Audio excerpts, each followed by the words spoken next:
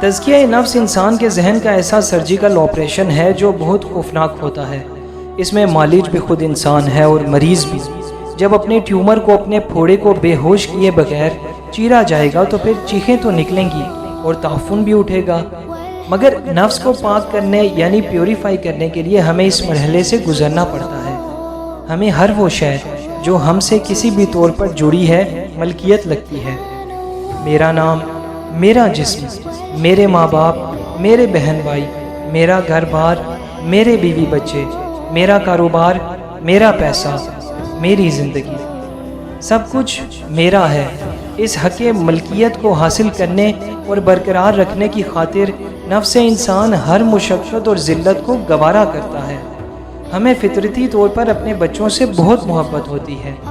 بری بات نہیں، یہ تو اللہ نے ہمارے دل میں ڈالی ہے، مگر کیا یہ وہی محبت ہے جو اللہ نے ہمارے دل میں ڈالی ہے، یا ہم نے اس محبت پر اپنا قبضہ جما لیا ہے؟ وہ اللہ کے بنائے ہوئے انسان ہیں جنہیں اس نے اسی طرح زمین پر بھیجا ہے جیسے ہمیں بھیجا ہے۔ وہ تو امانت ہیں، لیکن کیا ہم واقعی انہیں امانت سمجھتے ہیں؟ ایک باپ کو اپنے بیٹے سے بے پناہ محبت ہوتی ہے، وہ ساری زندگی اسے پالتا ہے۔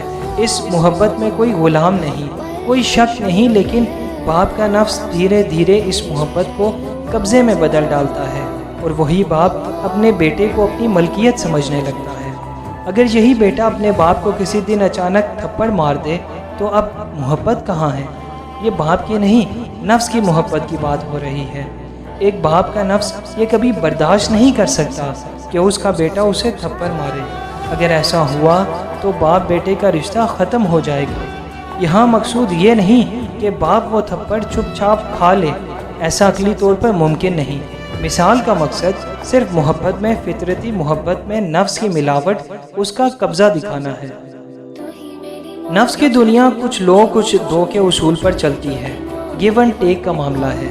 اگر نفس اپنی اولاد کی پرورش کرتا ہے تو بدلے میں اس سے 100% اطاعت یعنی فیٹل اوبیڈینس مانگتا ہے۔ نافرمان اولاد کسی کو پیاری نہیں ہوتی۔ نافرمانی تو دور کی بات، نفس انسان اپنی اولاد کا معمولی اختلاف بھی برداشت کرنا اپنی توہین سمجھتا ہے۔ ہمیں اولاد اس لیے دی جاتی ہے کہ ہم اس کی اچھی پرورش کر کے اسے دنیا کی دوڑ یعنی ہیومن ریس میں شامل کر دیں۔ پھر اگر وہ ہماری خدمت کرے تو سبحان اللہ، اور نہ کرے تو وہ جانے، اس کا خدا جانے۔ مگر ہم ایسا نہیں کرتے، ہم اپنی اولاد کے ساتھ جینا شروع کر دیتے ہیں۔ یہاں بھی کوئی برائی نہیں، مگر یہ جینا ہماری زندگی کا آخری مقصد بن جاتا ہے۔ یہاں سے ساری بات بگڑتی ہے۔ نفس کے جبلت ہے کہ یہ تقابل یعنی کمپیریزن کرتا ہے۔ امارہ اور لوامہ صرف اندر نہیں باہر بھی کام کرتے ہیں۔ ہم لوگوں پر حکم لگاتے ہیں، انہیں جج کرتے ہیں۔ نفس چونکہ اپنا سب سے بڑا ہمدرد ہے، اس لیے وہ دوسروں کا جب باہری دنیا میں خود سے موازنہ یعنی کمپیریزن کرتا ہے، جب دوسرے کو دیکھ کر اپنا تجزیہ یعنی انالیسس کرتا ہے، تو ساری زندگی مسخ ہو کر رہ جاتی ہے۔ یہی تقابل یعنی کمپیریزن کی وہ فطرت ہے جس سے حسد، نفرت، انتقام، بغض، کینہ اور ناجائز حکمرانی جیسے بے شمار خبیث پودوں کی شاخیں پھوٹتی ہیں۔ یہ بہت بڑا چکر ہے۔ اپنے اندر کی دنیا میں آباد سومنات میں اتریں اور دیکھیں، آپ اپنی جان و مال، اپنی سیکیورٹی سے، اپنی چیزوں سے، رشتوں ناتوں سے کتنے بندھے ہوئے ہیں، کس قدر شدت سے اٹیچ ہیں۔ اپنی وابستگی، یہ اٹیچمنٹ چھوڑ دینا آپ کو کسی صورت قابل نہیں ہے۔ آپ اپنے اندر جو بھی شے، جو بھی احساس میرے کا دکھائی دے، اسے پورے دھیان سے دیکھیں۔ آپ کی فطرت قابض یعنی پوزیسو ہے، اور اس قابض فطرت کو، پوزیسو نیچر کو پالنے کے لیے آپ کو ظلم و ناانصافی اور تشدد یعنی وائلنس اینڈ ٹارچر سے بھی کام لینا پڑتا ہے۔ ہم سب اپنی اصلیت میں حاسد یعنی جیلس ہوتے ہیں۔ بات کا خود ہمیں احساس نہیں ہوتا ہم کتنی گہرائیوں میں جا کر ایک حاسد ہیں۔ ہمارے نفوس اپنی فطرت میں کم ہیں، ڈومیننٹ ہیں۔ سمجھنے کی کوشش کرتے ہیں۔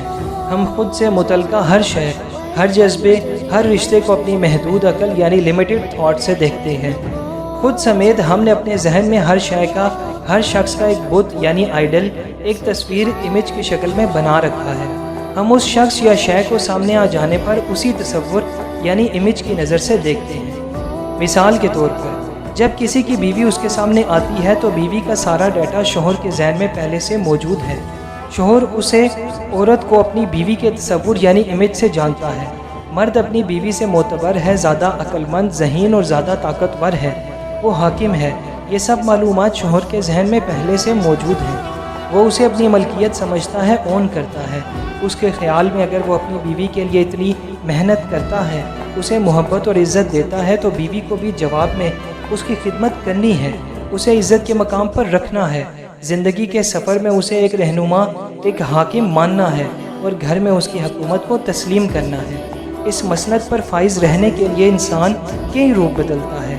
نرم مزاج، سلجھے ہوئے اور انڈرسٹینڈ کرنے والے ایک اچھے شوہر کے ماسک کے پیچھے اصل میں کون چھپا ہے؟ اگر بیوی شوہر کو محبت اور عزت نہیں دیتی، اس کی حکمرانی کو تسلیم نہیں کرتی اور وہ مزاحمت یعنی ریزسٹ کرتا ہے، اسے اپنی خود ساختہ سلطنت میں اپنا وجود قائم رکھنے کے لیے ہر صورت اپنے مطالبات کو منوانا ہوتا ہے، یہ قابض فطرت یعنی پوزیسو نیچر ہے، احساس حاکمیت، سینس آف ڈومینیشن ہے۔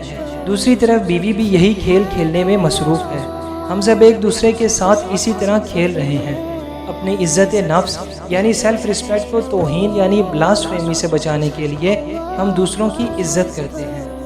ہم حاکم یعنی رولر کیوں ہونا چاہتے ہیں؟ ہم ہر شے پر قبضہ کیوں جمانا چاہتے ہیں؟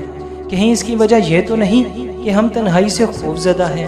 اس لیے تنہائی سے بھاگ کر ہم اپنی دنیا بنانے میں مصروف ہو گئے ہیں، ملکیتیں اکٹھی کر رہے ہیں۔ اللہ نے یہ سب ہمیں صرف آزمائشوں کے لیے دیا ہے اور ہم اس کو اپنا سمجھ بیٹھے ہیں۔ اگر انسان اپنے نفس کو مہذب اور تعلیم یافتہ کر لے تو یہ تمام جبلیات، انسٹنکٹس دھیرے دھیرے متوازن یعنی بیلنسڈ ہونے لگتی ہیں۔ وہ زندگی پہلے کی طرح ہی گزارتا ہے، مگر اس کی عقل بلند، ہائر انٹلیکٹ اسے بتا چکی ہوتی ہے کہ یہ سب عارضی یعنی ٹیمپوریری ہے، یہ سب اس کا ہے مگر اس کا نہیں ہے، یہ پرایا مال ہے، اس کو استعمال کرنے کا سارا حساب دینا پڑے گا۔ پھر زندگی اپنی حدود میں رہنے لگتی ہے، اپنی وابستگیاں یعنی اٹیچمنٹس باقی تو رہ جاتی ہیں لیکن نفس کی ان پر گرفت کمزور ہو جاتی ہے، یہ کچے دھاگے ٹوٹنے لگتے ہیں اور انسان آزاد ہونے لگتا ہے۔ یہ کام کوئی شک نہیں، بہت مشکل ہے، مگر اس کی جزا، اس کا ریوارڈ اتنا بڑا ہے کہ سمجھ آ جائے تو اس کام کی مشکل کوئی مشکل نہیں رہتی۔